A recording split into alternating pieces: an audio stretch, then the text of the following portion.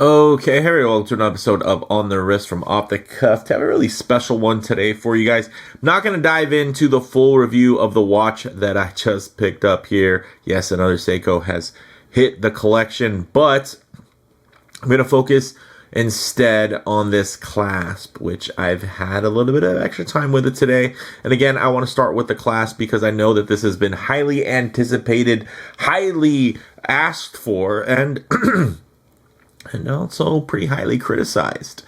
And maybe I'm going to add some criticism to this particular review. I will say, absolutely, spoiler alert, it's better. Yes, it's better than the previous clasp setup. Whatever the other options would have been, I've tried them all from Seiko, and this is better than that. That's fair.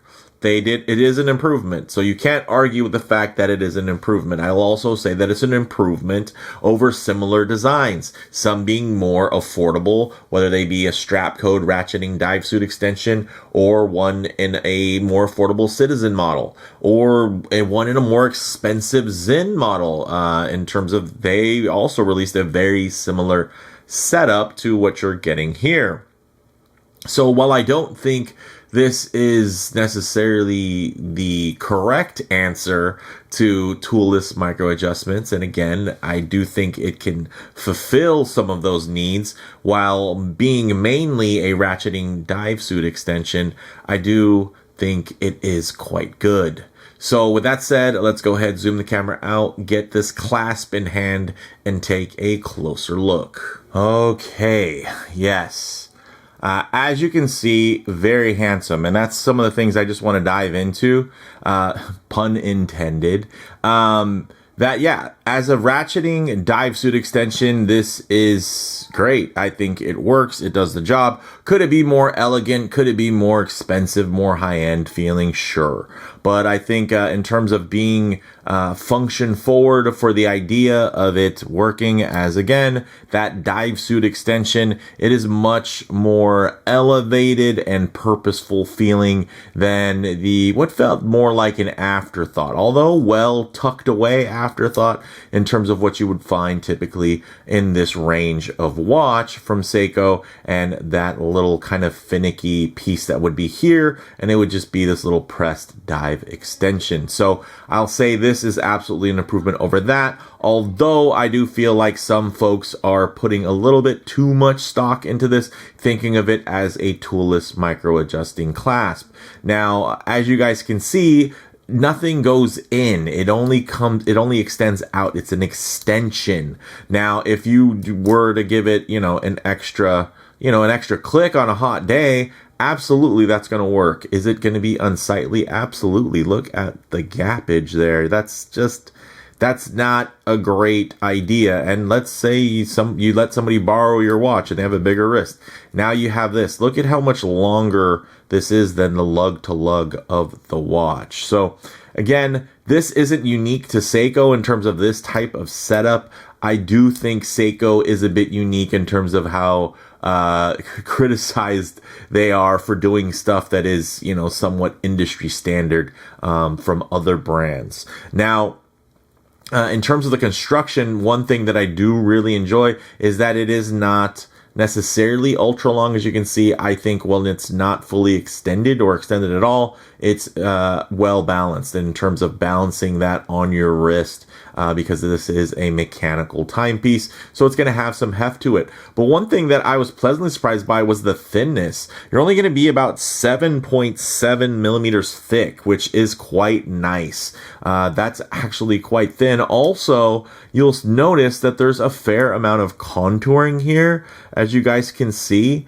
It is very nice where it's nice, and if I can get it to focus there, it does have a nice amount of rounding there.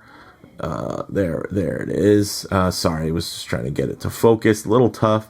But normally this would be very, very flat, and you can see there's nice broken edges there, nicely chamfered. And I've seen this even in Seiko's much more expensive lines, such as their modern Marine Master line, of course, where this portion, this milled folding section, doesn't receive those little comfort contours. And I'll say, after wearing this, I appreciate that. It's very thoughtful and feels like something they went the extra mile on. So again, I do appreciate that. Everything flows, as you guys can see. A lot of the times what you're going to see from brands, like let's say another one where they have an expensive micro adjustment system like a Damasco, these are very well engineered watches from Germany. Now you're going to have it be even thicker. So where it's like 20 millimeters here, it's going to be 22 millimeters. And then you're going to have, protruding buttons and everything like that. And it just makes it even wider on the underside of your wrist, which is not where you want a watch to be wide. Let's be honest. It's on the underside where you're going to be potentially doing motions like this, right? So you don't want to have extra width there. So that is definitely something that I appreciate. So in terms of this on the wrist, let's go ahead and get it on here. Check it out. Nice. I love the flow there. So you get the flow of this bracelet, tapers down. It doesn't jut out or anything. It's a very compact, very svelte. They did a great job with the integration of this signed kind of the fold over section there, where it's just nice. It has a little nail nick there, so you can pop this out easily, but not too easily. And then again, nice and flush. The buttons don't protrude like you would get from, like, let's say a Citizen diver, where it's just, it's going to be visually a bit more aggressive, but functionally probably, a little bit easier to get to. Whereas this, I feel like they did make, and really, I think a great effort to make this very svelte and flow quite nicely. So I'm trying to resist showing you guys the watch just because there's another review that will be pending of this gorgeous thing. But hey, let's just do it. Check it out. Yes. Some of you are thinking, oh, there's another, MM200 GMT. No, guys, 300. Yes. It's a non-Marine Master MM300.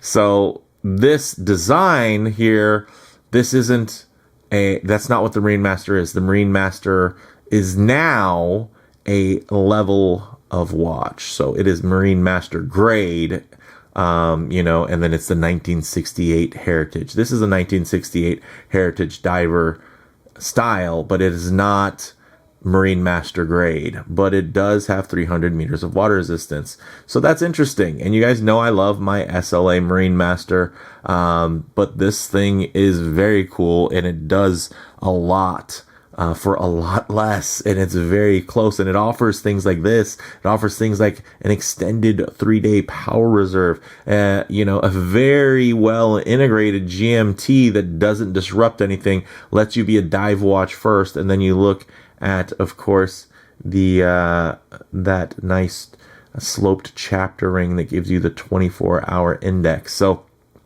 very nice piece. Looking forward to sharing my full thoughts with you all here, but I'm really talking about this clasp. And after spending some time with this, not ready to review the watch yet because it's just been here for not enough time, but I definitely wanted to share my initial thoughts with you on this clasp because, again, it's one that I've looked forward to experiencing and critiquing, and when I kind of saw what it was, I was a bit disappointed. But I will say, in the metal, I'm impressed. I appreciate it. Again, I don't think that this is what most people will want it to have been, which is just a toolless micro adjusting clasp. You guys know from my videos here that I think Astron's take on that is much closer to what people are asking for to be added to all Seikos. But in this case, this is just a great Ratcheting dive suit extension. You can see it's there's a drop of water there because yes, you can wet these watches. So yes, I've been putting this one to the test, but you can see it does ratchet, extends out. You can push it in while it's on your wrist, which that's all cool, and I appreciate that. But in reality, do I want to see that when it's a hot day? I don't. And honestly, you don't need to do that. You just make your watch a little looser, right? And then here's the thing, guys. And when it's a little bit looser, you just put it a little higher on your wrist because your wrist tapers. It's thinner here and it gets wider as it goes up your arm. You just wear it a little bit higher up on your arm.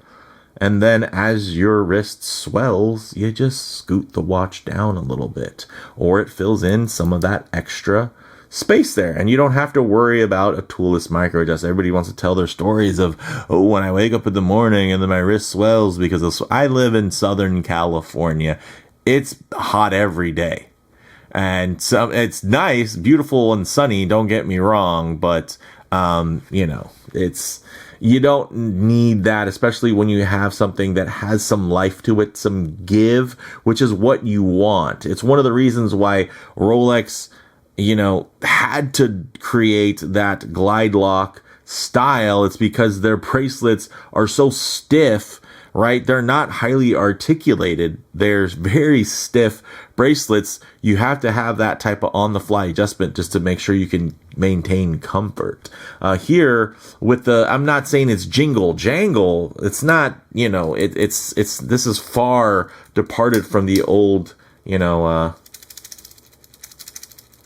the sound you would get from a hollow bracelet. But you can see it does have a fair bit of flex, but I don't mind it. I like it. I think it keeps it very comfortable. This feels very dialed in. So again, as a ratcheting dive suit extension or just a diver's clasp in general, I give this my seal of approval. I think Seiko did a great job. I'm looking forward to them seeing them integrate and implement this more. I don't think they should stop making things like half links, which this bracelet didn't come with. But to their credit, these links are far departed. Again, they've learned. Remember how long they were on the traditional Marine Master 300, the JDM one, before they made it international? Those links were super long, and it was really hard to get a dialed in fit with those. And that's one of the reasons I waited for the recent Marine Master to make it my own, because that one just had too many compromises for me. I love the way it looks sitting in a watch box, love the way it photographed, but didn't love the wearing experience. My SLA 079, on the other hand, yes, I wear that a whole lot more than I even planned to wear it. It's just that good. And I feel like this is making a case for itself in terms of wearability as well. So stay tuned on the channel for the full review of this piece. It's really something special. I'll probably have to feature this in multiple videos because there's so many fun things we can talk about. We can talk about this versus the new Marine Master grade, Heritage 1968 dive watch, with the higher beat movement. We can compare the clasps. We can compare the case hilts. We can compare the dial opening. We can compare the differences when it comes to the execution. Interestingly enough, ceramic bezel versus a lacquered bezel on the more expensive model. If that tells you what Seiko finds to be more or less premium in the grand scheme of things.